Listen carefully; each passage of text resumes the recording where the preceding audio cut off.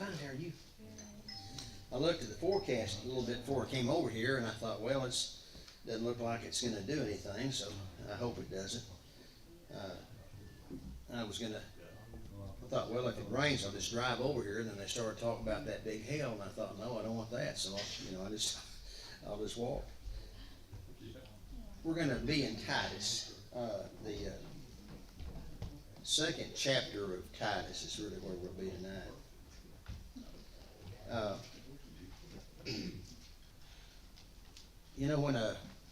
When a strong leader leaves an organization or a business or whatever, then there's always a big vacuum that's created.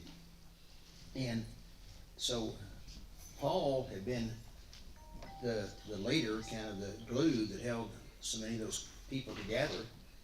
And he knew that his time was about up. Of course, there at the end of his life, he spent so much time in prison, and then he didn't know whether he would be in prison or be killed or whatever. And so, unless a strong leader takes the place of someone like that, then you have a decline. And so, he trained young preachers or evangelists to carry on the work. And for a number of years, I've been concerned about the fact that we don't have as many young men that want to be preachers, and there's a lot of reasons for that, but I don't know what'll happen. I don't have any. I know here we're in good hands because of Lance, and if Braden continues down the path that he's down, then he'll be able to do work also, and he's a good student. But Titus was a Greek, and he probably had been converted to Christianity through Paul's work. And he did most of his work on the island of Crete. And I think I mentioned that not long ago, maybe last week or whenever, but Crete they said it's the 90th largest island in the world. Well, that impressed me because I don't know anything about islands, but it's the 90th largest one in the world, but it's not that big. It's about 322 square miles. And so I was trying to think, Israel is 90 by, I think 90, I think it's probably twice the size of Crete. Israel's not a big country. But anyway, Paul was probably in Macedonia when he wrote this letter to Titus. And I was surprised to find out that there were a number of congregations in Crete. And I don't know anything about the towns or anything like that. I just looked at the map online to see what it looked like. But those congregations needed someone to guide them. And so Paul told Titus to appoint elders in every city. And so kind of get in your mind where Crete is. It's in the Mediterranean Sea, but it's just south of Athens. And so that's kind of helped me to understand where he was. It was about 64 AD when Paul wrote to Titus, and he had this long introduction there in the first part of the book. But it's interesting to me in verse 3 of chapter 1. We might have talked about this, but I still want to go back and look at it for a second because I've got a reason. He refers to God. He says, God our Savior. Well, we're going to see another place where he uses that same terminology.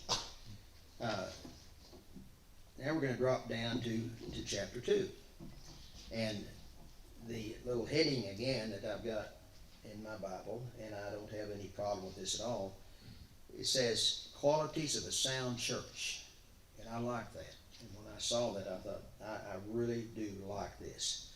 And so Paul gives these directions to Timothy, to Titus, and in the first verse he says, "Speak the things which are proper for sound doctrine," and I like that. I really like that.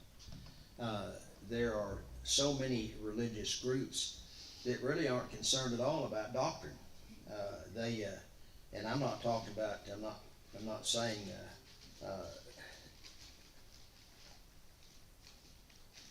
There are churches of Christ that aren't concerned about it. There are denominational groups that aren't concerned about it. They just kind of make their own rules. And, I think that what really troubled me about this, and we'll get into that just a little bit later on, but Paul was talking to Titus about these individuals and some of the things, and I thought, my gracious, they were in trouble. Well, in fact, in verse 2, he says, teach that the older men be sober. Now, I don't mean that doesn't have to mean that it's sober versus intoxicated. That's not necessarily what he meant. But I do understand from what I read that there was kind of a lax attitude toward intoxicating drinks, and you'll see that down here in a little bit when he talks about the women. But he said they need to be sober and reverent. And, I enjoy being able to make contact with family members and friends on Facebook, but I wish that there was some other social media platform, and maybe Caitlin or someone knows the one, but it just troubles me. When I see the nasty talk and some of the things, and sometimes you just can't get away from it. I mean, it makes me sick. It really does. But Satan wants to destroy anything that's good. And so when Paul tells Timothy, teach the older man to be sober, and in my understanding, the way I looked at that is just, don't be a foolish person.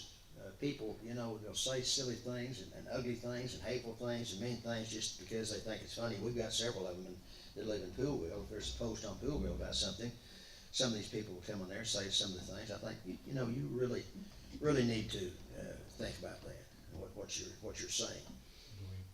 He said, Tanya's version says strong-willed. Strong will.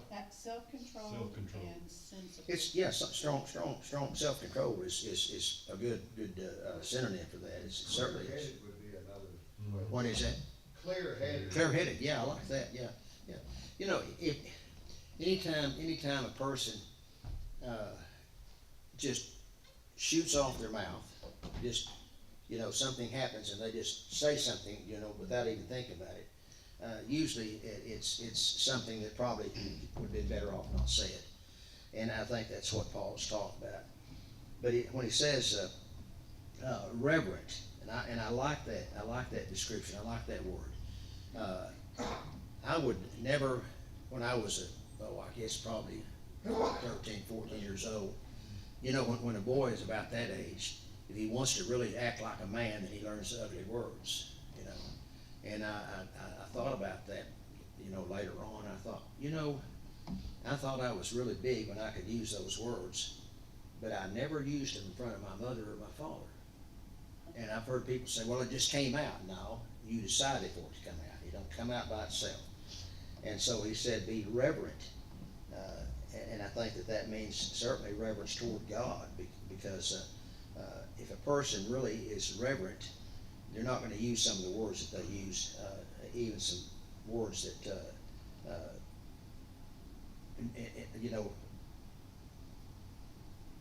blasphemous words. And then he said temperate. And I thought about that quite a bit too, because in our country today, there's very few people that are temperate. I was watching the news, and there was something on there, it might have been an ad, I don't remember, talking about people that were in debt and needing to get out of debt, and having these people help them to do that, and so on and so forth. And I thought, one of the biggest dangers in our society right now, as far as the way people handle their money, or credit cards, always have been. And I've never understood, I've been there and done that, but I've never understood the mentality. And Daddy always taught me, if you haven't got the money to pay for it, don't buy it. And I really try to drill that into the boys' heads as well, because those things are so dangerous. But if you're temperate, that means that you're going to temper everything that you do. You're gonna control your actions. That involves your language, that involves the way you handle your finances, so many different things. But then I love the next one. He says, sound in faith. And, you know, I think that Paul was, when God used Paul to teach these lessons, he couldn't have found someone any better than Paul to do that. Because you think about it, in our country, Christians, I've heard people say, well, you know, you have to suffer persecution. I don't really feel like I've ever been persecuted.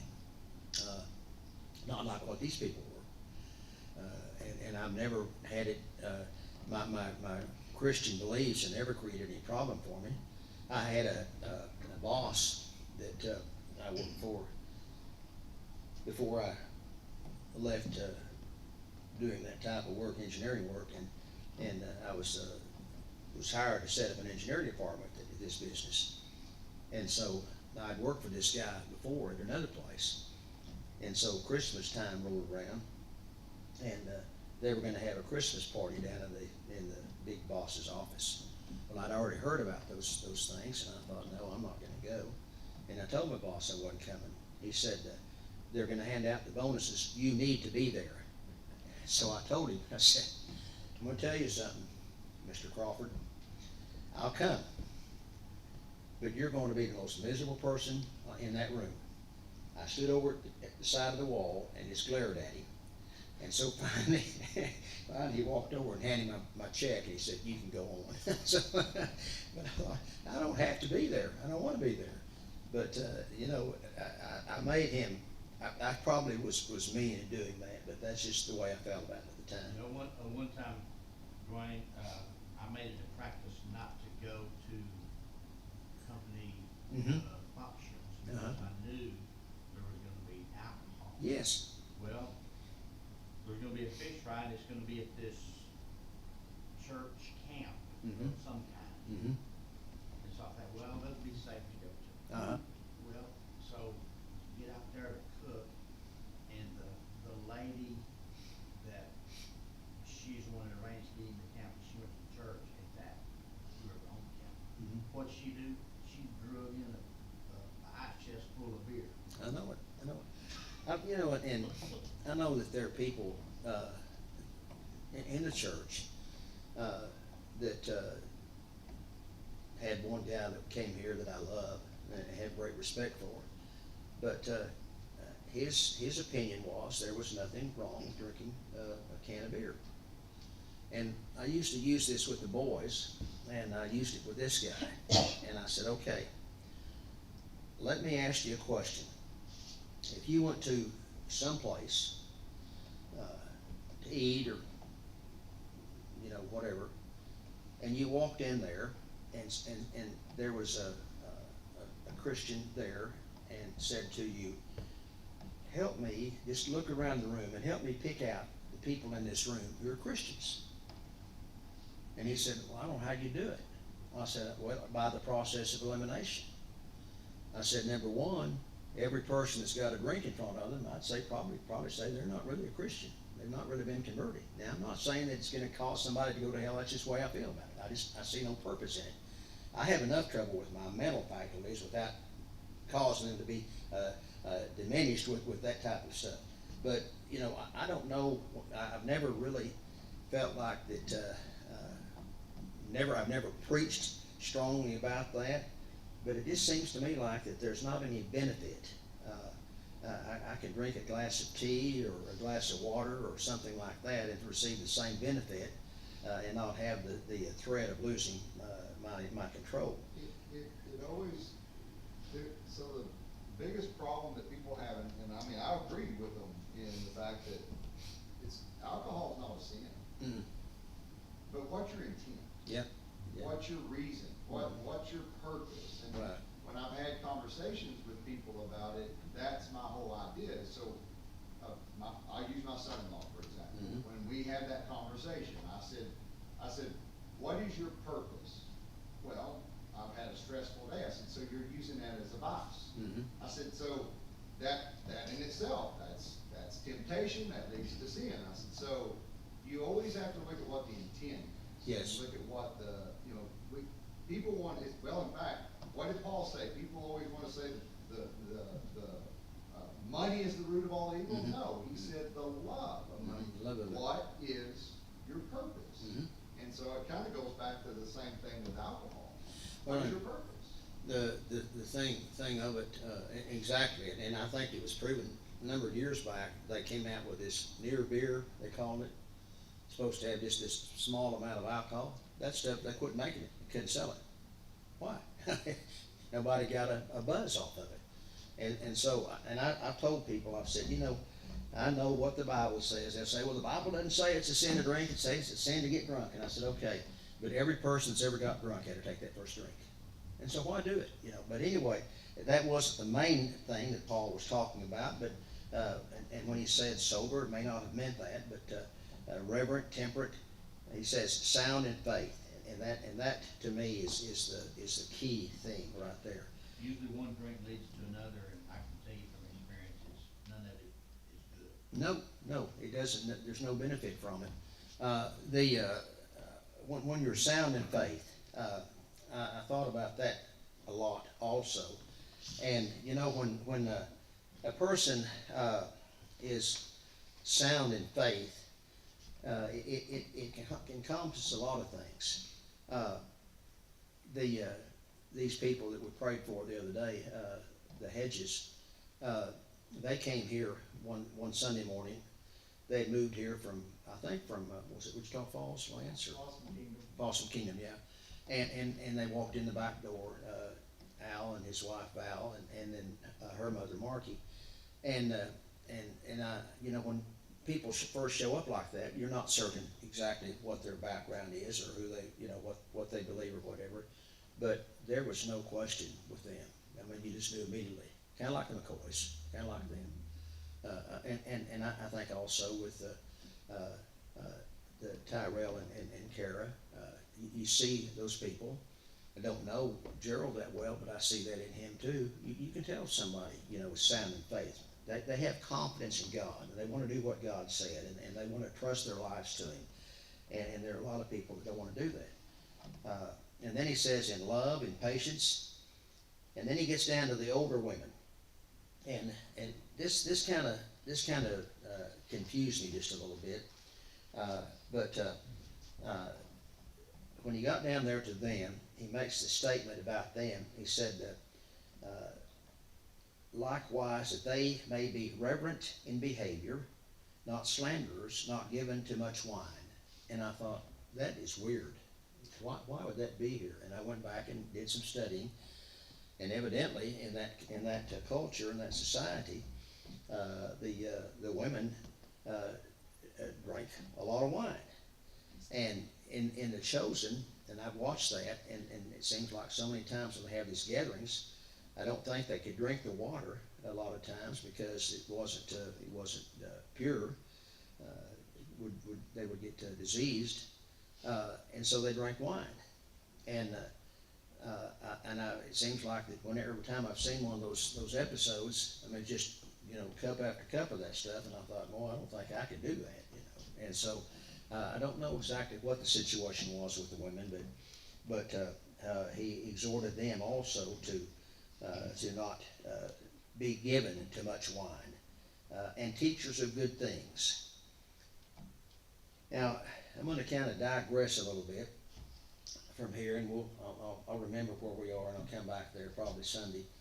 But as I was studying this chapter, the first and second chapter, something came to my mind that just really kind of excited me. Back many years ago, I started going to college, Arlington State College, and I was thinking about that long ago, and I thought, I wonder what drug me to do that. Well, everybody's mind operates different, and as I was looking at these scriptures here and just God in general, I thought, you know, God was the first engineer, because an engineer, what their job is to look at a need, assess a need, and then find a solution. And that's what I did for several years. Well, God saw a need, and so he had created the heavens and the earth, and he had a plan in mind when he did it. But then he realized that, he didn't realize, but the next step was to create man. This earth wouldn't be much benefit without men inhabiting it. And God, I know some people don't understand this, but God desires to be praised. He desires to be worshipped. The Bible teaches us that very plainly. And some people look at that and they think, well, that just seems kind of egotistical. No, the reason for that is if we're worshiping God, then we're going to be headed in the right direction. The problem with the world today is we've got a lot of people that worship themselves and not thinking about anybody else. So he created man, but before that, he needed things. God is a God of order, and that's what bothers me so much today in the religious world. I see so much disorder and so much dysfunctional type of stuff. But God says, the Bible says the earth was without form and void, and darkness on the face of the deep. And so there was a need for light. And so God made light. The sun to rule the day, the moon to rule the night, or give us light at night. And so he did that, and then he had to create, he divided the light from the darkness with the sun and the moon. But anyway, when I thought about all this, I thought, and so when God made man, he gave him unique talents and abilities.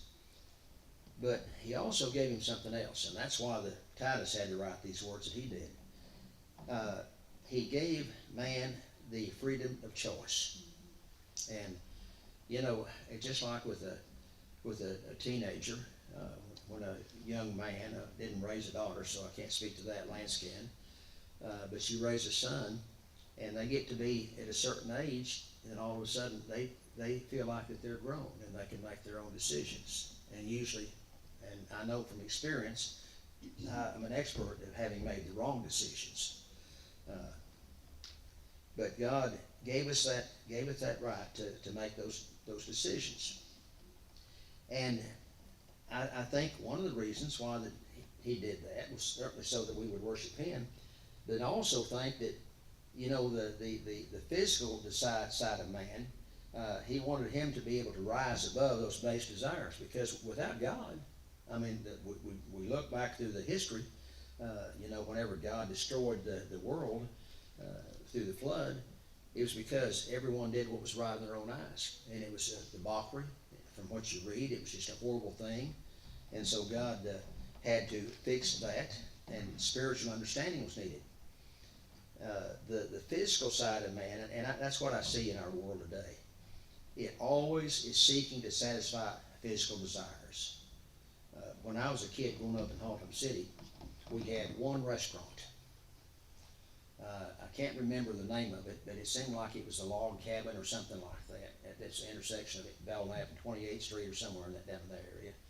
Well, anyway, we had one restaurant. Nowadays, we have them on every corner.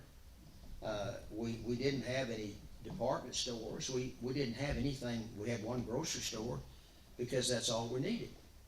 Well, now then, we have all these different things because man, his basic nature is to satisfy the physical things, not the spiritual. And so that change has to occur. And I was just going back in my mind with how that I see things, and that's just the way my mind works. I see things and I see how you fix it, and I see that in God. And so when he gets down to the point, in fact, when Nicodemus came to Jesus, and Jesus told him, you have to be born again in order to receive the things that God has for us. You have to be remade, and the old man has to die. And that was one of the things that I was trying to get across there last Sunday, was all the confusion and the resentment toward the idea of people saying that you have to be baptized. And I thought about that. I thought, why do people do that? Well, because if you do that, that means you have to surrender. And mankind and the fleshly man doesn't want to do that.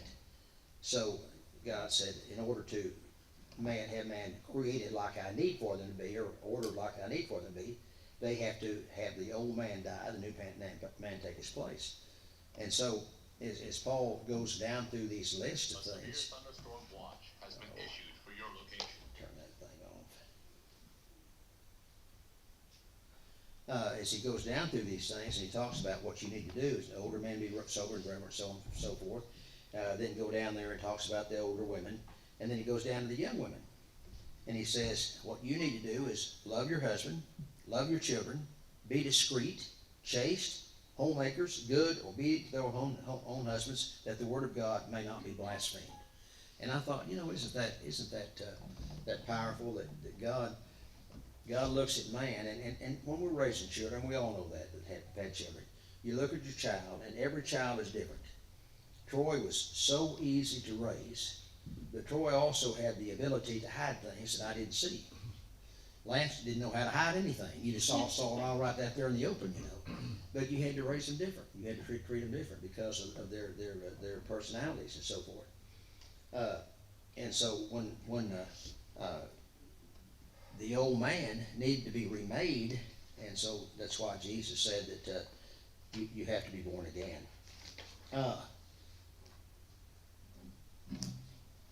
God already, also, there was another thing that I kind of breezed over there just a little bit, was that need for light. Because you needed the sun and the moon, but man also needed a spiritual light. And God, of course, sent Jesus for that. Jesus himself said, I'm the light of the world. He who follows me shall not walk in darkness, but have the light of life. When a person is in darkness, you can't see your needs. If the lights go off in my house, I've got one of those old oil lamps. I never can find it when it's dark. But you're lost. I mean, there's just nothing you can do. And I see so many people today that they're spiritually lost. They're stumbling around. They don't even realize it. And their lives are being wasted. And it just makes me sick. There was an old country church one time. This is no story, I heard years ago, and the lighting in it was horrible. And so they, when you have people couldn't see to read their Bibles or their song books, and used to every time you had a problem, the first solution was to organize a committee. It had to be organized. And so they had this committee organized, and the committee met, and they came back to the church to announce what they had decided. They said, what this church needs is a chandelier. And so one of the senior members just exploded the idea and stood up and said, we don't need no chandelier. Said that nobody knows how to spell it. No one knows how to get one. What this church needs is more light. And that's the way, that's the way people think. And so, Jerry Clower story. Is it, okay? You know it. But wasn't that true though? I mean, Nobody even knows how to play one. No, they don't know how to play it either. Yeah, don't know how to spell it or play it or anything. They don't know where to get one. But that's the problem with people in general is the fact they need more light. I get so disgusted every time I listen to a politician talk anymore. I don't care which side of the aisle they are. They can't seem to make a statement without putting some profanity into it. And it just disgusts me. I can't understand that. So Paul wanted sound doctrine. And he wanted to set up beliefs that came from God. And that's why what bothers me when I see some of the beliefs that are expressed by religious people, and I think, I don't know why that they can't understand. If you go to John 1 through 5, and you know that scripture talks about how that Jesus was the Word, and when I think about that, the way that I look at the Bible is this was God's direct message to us, and Jesus came to show us how that word could be applied, and he lived a perfect life. The problem that most of the people have that aren't Christians is they want to reject authority, and in order to please God, we have to submit to his authority.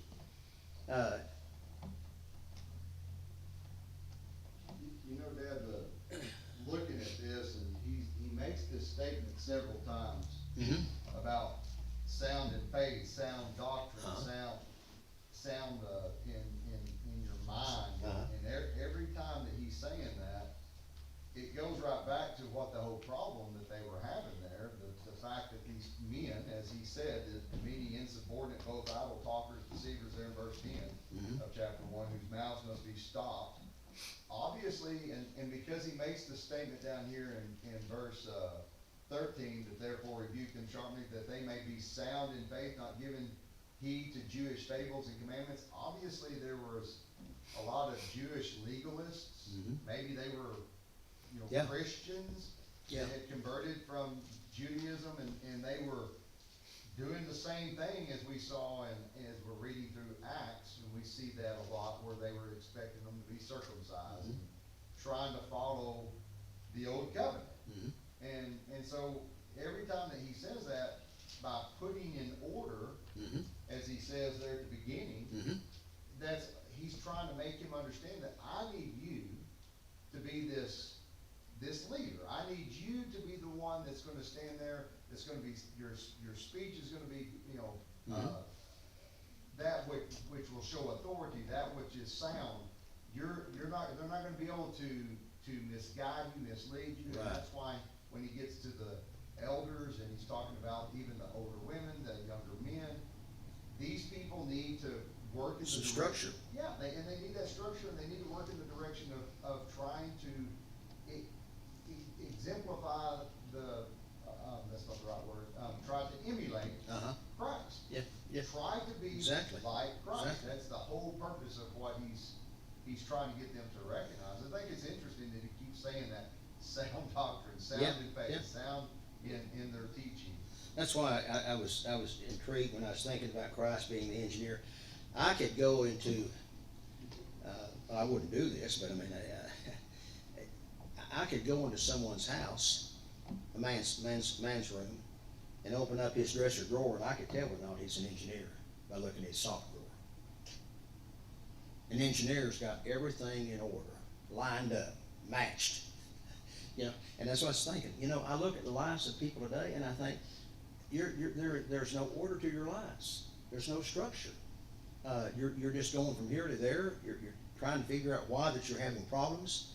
And God wants structure and order, and that's why in the church he wants that. That's why he asked the men that were evangelists to appoint elders and appoint deacons. He wanted structure. He wanted individuals to have direction. He wanted them to have the correct information. And so we have it all here at our disposal. Satan is always trying to discredit our Christianity. And as I was thinking about what Paul taught there in Titus, I thought, it all goes back to what Paul taught in the very early part of his ministry when he went to Galatia, and he saw the situation that was there. And so Paul, he wrote to them, and we're all well aware of these things. He wrote to them about the fruits of the Spirit and the works of the flesh. So he wanted them to see that. He wanted them to realize, okay, when you look at your life and you see all of these different things going on, these sinful activities, those are the works of the flesh. He said, I want you to walk in the Spirit. And so the sad thing about it is when people are involved in the works of the flesh, and he tells us what it is in Galatians 5:19, adultery, fornication, uncleanness, lewdness, idolatry, sorcery, hatred, contentions, jealousies, outbursts of wrath, selfish ambitions, dissensions, heresies, envy, murder, drunkenness, revelries, and the like. That's the works of the flesh. And so you've got disorder. There's nothing in there that's beneficial to anybody unless it's controlled, unless it's changed.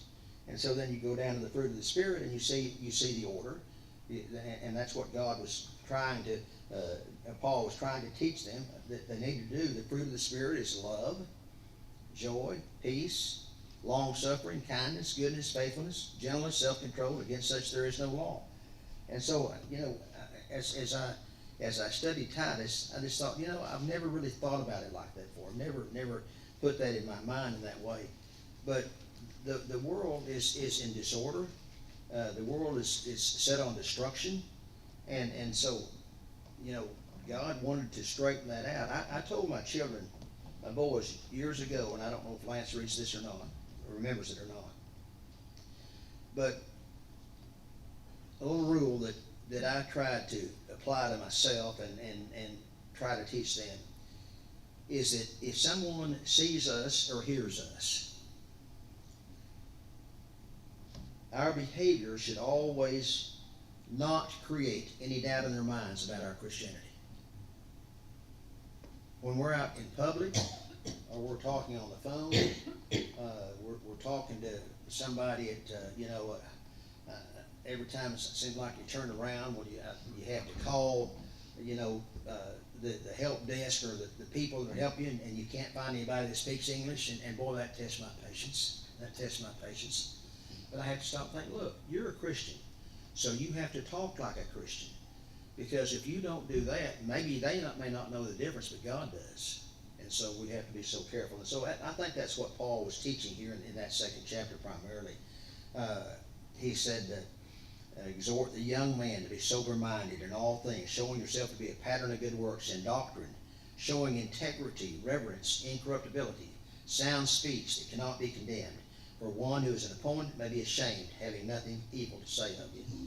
And we're going to stop with that. But, and there's some other scriptures that we're aware of about like that. But I was thinking, when you encounter one of those people that are so abusive and cruel and mean with their words, the one thing that they can't really handle is for you just to walk away.